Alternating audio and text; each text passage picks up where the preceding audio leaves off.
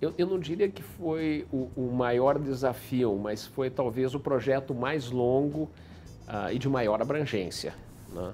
E foi o que realmente, digamos, me deu visibilidade e me colocou como uma pessoa de turnaround, né? Anteriormente eu tinha feito reestruturações, mas dentro de um outro contexto. Por exemplo, o meu último projeto na Arthur DeLillo foi a reestruturação do Grupo Multiplique. Multiplique, na época, tinha uma joint venture com o Lloyds Bank, tinha banco comercial, banco de investimento, financeira, corretora, distribuidora, leasing, e estava crescendo de forma muito rápida. E cada uma dessas empresas era uma empresa que operava, inclusive, de forma independente. Nós fizemos um projeto de transformar aquilo num banco múltiplo, a legislação ainda nem permitia, mas na prática a gente transformou o Multiplique num banco múltiplo do ponto de vista de estrutura e de operação. Quando acabou esse projeto, o Ronaldo César Coelho, que era um dos dois acionistas do Multiplique, tinha decidido seguir uma carreira política. E aí um dia ele me ligou e disse: você foi o pai da criança, eu vou para a política, você não quer vir exercer as minhas funções aqui no Multiplique? E não levou 10 segundos para eu responder sim, porque eu conhecia o grupo, gostava deles. Então eu fui estruturar o Multiplique. E depois disso eu fui reestruturar uma outra empresa, que também foi minha cliente na consultoria, que foi a Petropar. A Petropar era do grupo Ling. Os Ling tinham se separado da Alvebra, que era um outro grupo de chineses da família Tse, e eles ficaram com todas as operações de petroquímica e transformação de plásticos. E eles precisavam se organizar, tinham sido meus clientes na consultoria, e lá eu fui reestruturar o portfólio do grupo, profissionalizar e fazer a sucessão de gerações. Eu organizei a transição do Xiong Minling, que foi o fundador, uma pessoa brilhante, um empreendedor brilhante, para a nova geração, né? Então, durante um tempo, sentávamos os 4 chineses e eu num gabinete da presidência. Foi muito legal, foi uma experiência muito boa, mas aí surgiu o convite da Aracruz, que era um desafio muito maior.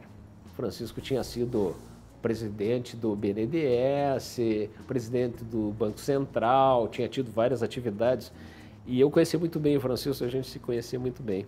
O dia que eu disse que ia aceitar esse desafio, o Gro chegou para mim e disse: você está maluco? Você não vai conseguir fazer absolutamente nada.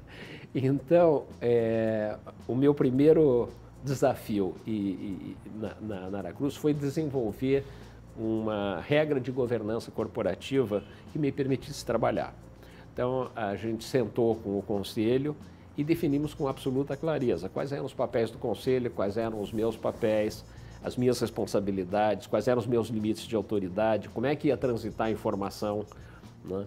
Enfim, definimos toda a governança entre o conselho e o grupo executivo. Uma vez isso definido, eu teria carta branca para cuidar da operação. E aí, em 90 dias, a gente desenvolveu um plano. Foi efetivamente um plano de 90 dias. E nesse plano de 90 dias, eu usei o meu background de consultoria, conversei com muita gente e aí desenvolvi um plano em várias áreas, com prioridades, apresentamos ao conselho, aprovamos e começamos a implementar. Por exemplo, na Aracruz, tudo era da companhia. As casas eram da companhia. Se estragasse uma pia, vinha a manutenção da companhia cuidar da pia de um dos funcionários. Os carros eram da companhia. A escola era da companhia. Você chegava na reunião de diretoria, o pessoal discutia questões da escola e assim por diante. Então a gente disse: não, nós vamos mudar completamente essa cultura. Isso daqui vai ser uma empresa focada em resultados, né? Então acabamos com tudo que era não era core na companhia. Num determinado momento, a grande maioria dos funcionários era da região de Aracruz, né? E eu tinha que explicar por que era imprescindível a gente tomar algumas medidas de reestruturação, porque senão a companhia ia quebrar. Ia mesmo, porque ela estava numa situação financeira bem delicada na época. E o preço da celulose tinha caído, além de tudo. Eu ia ao ginásio de esportes da cidade, onde sentavam prefeitos, vereadores e centenas ou milhares de famílias, e eu ia lá explicar por que eu tinha que tomar essas ações para permitir a sobrevivência da empresa. Eu me lembro muito bem que quando eu ia entrar nessas audiências, tinha um corredor polonês do sindicato e eu passava pelo meio do corredor polonês com o pessoal fazendo maior barulho, com narizes, chapéus, aquela história toda de sindicato. Fora disso, eu tinha que lidar com o governo do Estado. Na época era um governo do PT, do Vitor Buarque, e tinha um secretário, um chefe de... Ele não era, acho que ele era... não sei se era o chefe da Casa Civil, acho que era o chefe da Casa Civil, que era um jornalista que detestava Aracruz e fazia declarações extremamente agressivas na imprensa contra a companhia. E eu tinha que lidar com a imprensa, com o governo, com a comunidade.